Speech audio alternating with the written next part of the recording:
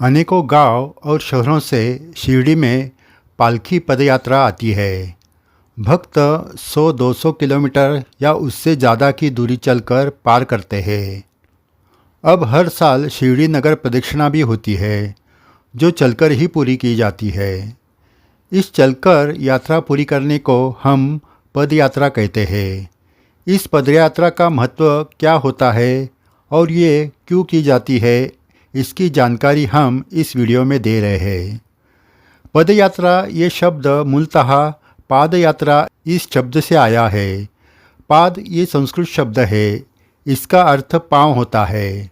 पदयात्रा इस शब्दों में जो अक्षर है उसमें भी अर्थ निकलता है।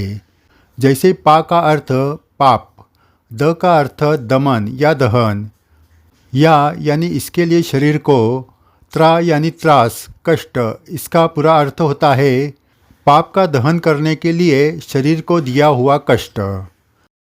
साल भर सद्गुरु श्री साई की सेवा करते वक्त अज्ञान के वजह से अपने हाथ से जो पाप होते हैं या गलतियां होती है वो सिर्फ क्षमा मांगने से दूर नहीं होती, इसके लिए पश्चाताप होना आवश्यक है। पदयात्रा में जो प अक्षर इसी पश्चाताप को दर्शाता है। चलकर सीढ़ी जाते वक्त अपने किए हुए पाप का पश्चाताप होना जरूरी है। सद्गुरु साईनाथ महाराज का अखंड नाम जाप करते हुए पद पद पर उनकी क्षमा मांगते हुए फिर से अपराध अपने हाथ से न हो, इसलिए शिरडी पहुंचने तक बाबा को प्रार्थना करना, इसको पदयात्रा कहते हैं।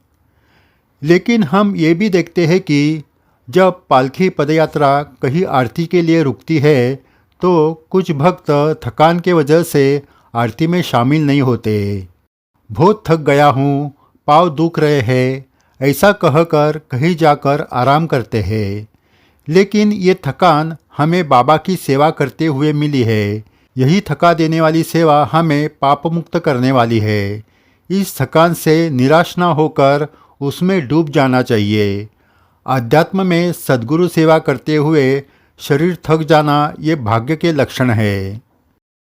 पदयात्रा में चलते वक्त सद्गुरु चरणों में क्षमा याचना करते हुए उनके नाम का हमेशा स्मरण रखकर हम श्री साई के यात्री हैं, इसकी याद रखना चाहिए। पदयात्रा में चलते हुए दूसरे पदयात्री क्या कर रहे हैं, क्या बातें कर रहे हैं, इसकी तरफ ध्यान नहीं देना चाहिए। यात्रा में आत्म परीक्षण करना बहुत ज़रूरी है, क्योंकि बाकी दिनों में हम हमेशा अपने काम में व्यस्त रहते हैं। हम क्या है, अपने विचार कैसे हैं, हमें कहाँ जाना है, इसका विचार ऐसे सांसारिक कामों में आते नहीं। लेकिन पदयात्रा में हमें आत्मपरीक्षण करने का सद्गुरु मौका देते हैं, जिसका हमें लाभ उठाना चाहिए, ना कि सांसारिक या सामाजिक विषयों पर चर्चा करनी चाहिए। ऐसी चर्चा तो हम साल भर करते ही हैं, लेकिन पदयात्रा में हम ज़्यादा से ज़्यादा श्री साई बाबा के उपदेशों पर या उनके अनुभवों पर चर्चा करें। एक दूसरों को अपनी सही अनुभूति बताएं। श्री साई बाबा के बारे में एक दूसरों को जानकारी दें। ये सत्संग होता है। पदयात्रा में चलते वक्त दो भक्त एक दूसरे के साथ श्री साई बाबा के बारे में बात कर रहे हैं तो भी वो नामस्मरणी है, वो गलत नहीं। मगर एक दूसरे के साथ अध्यात्म छोड़कर अन्य बातें हो रही है, किसी की गलतियां बता रहे हो, कौन सही है या गलत है इस पर चर्चा हो रही है, तो हम पदयात्रा में अपने पाप घटा नहीं तो बढ़ा रहे हैं। इसलिए ध्यान रहे कि पदयात्रा में सिर्फ साईनाथ का ही ध्यान हो। ऐसे ध्यानपूर्वक की हुई पदयात्रा आपको साई चरणों तक पहुंचाती है। जो पदयात्रा का आयोजन करता है या जिन पर पदयात्रा सुरक्षित शिरडी तक पहुंचाने की जिम्मेदारी होती है, ऐसे ट्रस्टी या स्वयंसेवक ये पूरी तरह नामस्मरण में ध्यान नहीं दे सकते, क्योंकि उनकी जिम्मेदारी वैसी होती है। पदयात्री सड़क पर ठीक से चल रहे या नहीं, अगर नहीं तो उन पदयात्री को सूचना देना, पालकी यात्रा जहां रुकने वाली है वहां की व्यवस्था देखना, आरती प्रसाद जैसे बहुत सारी जिम्मेदारी उन पर होती है। इसमें वो अपने आप पर ध्यान नहीं दे सकते। फिर भी उनकी यही जिम्मेदारी सही तरीके से निभाना ही उनकी सेवा है। जो साईं नाम या पूजा आरती के बराबर है।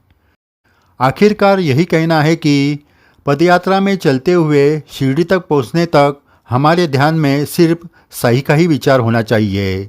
जय साईं राम। विचारधारा चैनल पर श्री साईं बाबा के संदेश की जानकारी विस्तृत स्वरूप से दी जाती है। ज्येष्ठ साई भक्त और जिन्होंने साई साहित्य पर संशोधन किया है, ऐसे मान्यवर भक्तों के विचार अभिवाचन के माध्यम से सुनाए जाते हैं। अगर आपने ये चैनल सब्सक्राइब नहीं किया तो ज़रूर कीजिए। साई सेवा करते वक्त आपको ये चैनल दीपस्तंभ की तरह मार्गदर्शन करेगा। जय साई राम।